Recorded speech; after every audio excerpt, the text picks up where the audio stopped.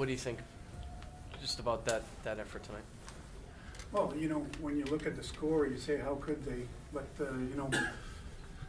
we spent a lot of time in our end in the first period, and second period we kind of got caught in that, maybe back and forth kind of game instead of managing the puck a little bit better in the O zone, but still had some scoring chances. But it's one of those games kind of like Buffalo. When you let a team hang around that long, you're inviting trouble.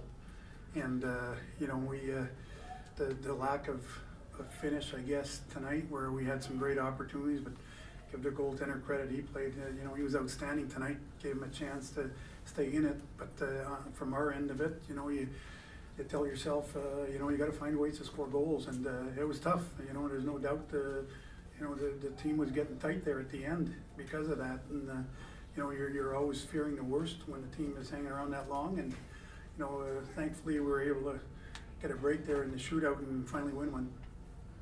Well, he didn't face as many shots. Certainly Chuka had to come up big at times too. He did.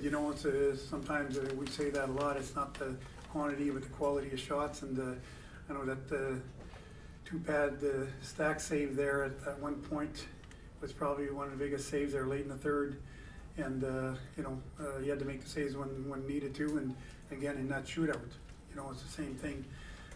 Left on his own, and some pretty good shooters went up against him.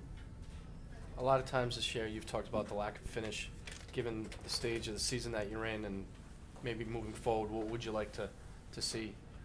Well, ironically, I think a lot of times the lack of finish seems to be against teams that are at the bottom of the standings, and we have a lot of great scoring chances. And I don't know if it's just because we're trying to get a little too cute and either waiting too long, or whether it's not enough good net front positioning. But when they're big games, we find ways to score. So I don't think I'm going to look at that as that big of an issue. But both games that you've seen like that, it's Buffalo and it's Toronto.